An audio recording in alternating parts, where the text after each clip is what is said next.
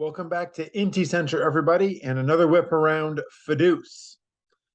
Attention, every city bandwagoners. You've just been DeGrominated. Jacob DeGrom kicked off the week with an absolutely dominant performance, tossing a 5-hit, 1-walk shutout. Willie Mays had a 2-run triple, and the Pilots take game 1 6-0. Cynthia Vostenard got an RBI single from Dobie Moore in the top of the 11th to take a 3-2 lead over Madrigal. But Scotty Riggs Stevenson singled with 2 outs to score Paul Hines in the bottom of the inning to tie it at 3.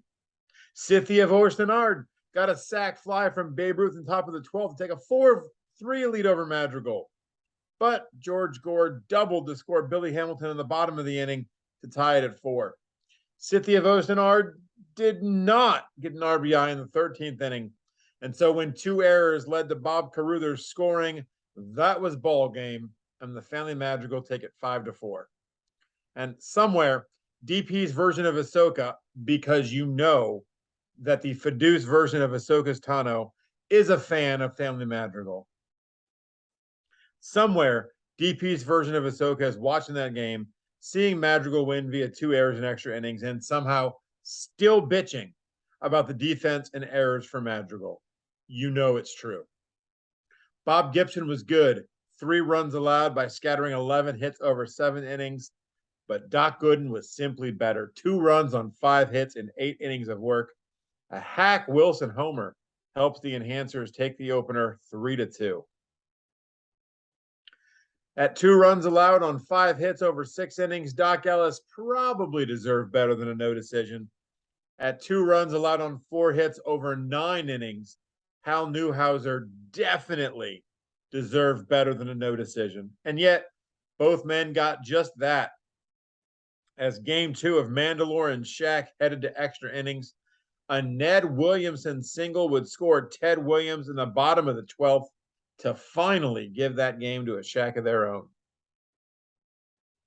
J.R. Richard cruised through 6 innings before giving up a solo homer to Charles Johnson in the 7th. The Demon Bags would get 2 more off reliever Nolan Ryan in the 8th on a 2-run double by Albert Pujols. We'd stay tied at 3 until the very last pitch of the game.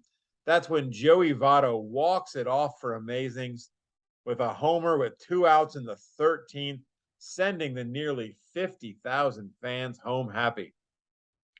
The bandwagoners entered the 9th inning up by 6 runs.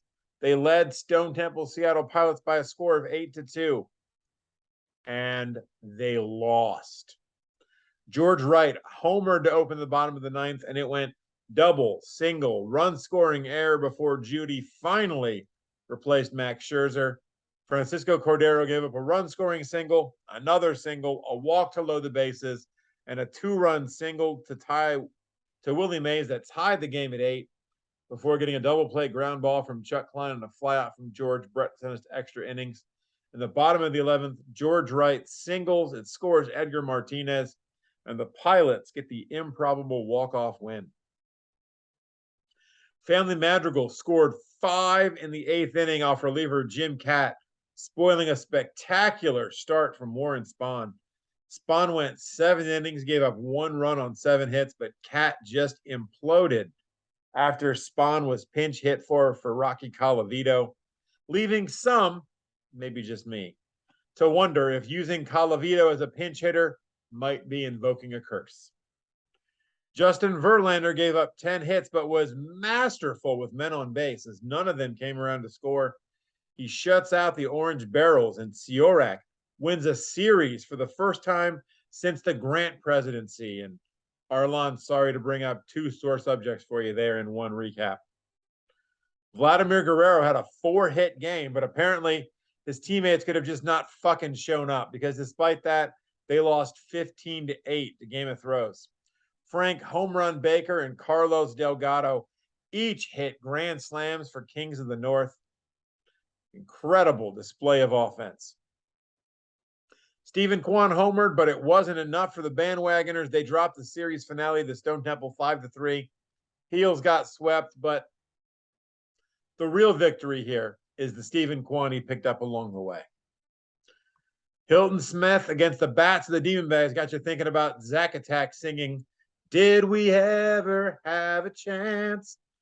The first time Zach and Kelly broke up, Smith tossed a complete game shutout, giving up just 3 hits along the way. He struck out 6. Sithy got a run in the first and 2 in the ninth. That condemns Johan Santana to a hard luck loss. They take it 3-0. Christian Yelich hit a 2-run homer in the ninth to bring Gales November to win 5-4 against the Pilots. Duke Snyder walked that brought up Josh Gibson as the winning run with 2 outs, but Gibson lined out, ending the game in the rally just short. Frank Baker's pretty hot right now, in his 2-run triple brought Game of Thrones within 2. He later scores on a single from Reggie Jackson, makes it 5-4 in the 8th. But Al Orth navigates 2 2-out singles after a 9-minute 9th-inning rain delay. Family Madrigal hold on for a 5-4 win.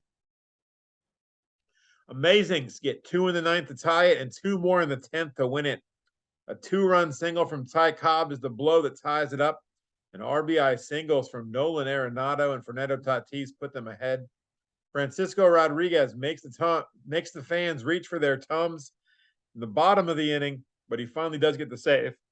Amazings win it 7-5 in 10 innings. The Demonbags, they score 4 in the bottom of the 8th thanks to a 3-run homer from Cody Bellinger. They take a 5-4 lead, but Sithy of Ostenard would break their hearts. A Lou Whitaker RBI single in the 9th ties it up. A 4-run 11th featuring a bases loaded double from Joe Medwick. Sithy takes it 9-5 in 11 innings. And how about an 8-run 9th inning? That's what Family Madrigal got. They were down 8-5. They scored 8 times, though half of those were unearned. With a bases loaded double from Billy Hamilton, the final backbreaker, they take it 13-8. 2 more games to recap for you in the last day of the week. They were glad to be no longer facing Greg Maddux, and performance enhancers scored a pair of runs in the first, 5 in the second. Hack Wilson and Scott Rowland each driving a pair of runs, and they down Let's Play 2 8-2. And is the Year of the Toad trying to give us a sequel we didn't ask for, like it's a Marvel movie? Maybe. Toad Ramsey baffled amazing batters all game. He tossed a complete game shutout with 6 hits allowed. He struck out 7. Yui from the boys collects 3 hits. Baby Yoda's win at 7-0. And that's going to do it for IntyCenter this week. We'll see you next time for another whip around. Fidus.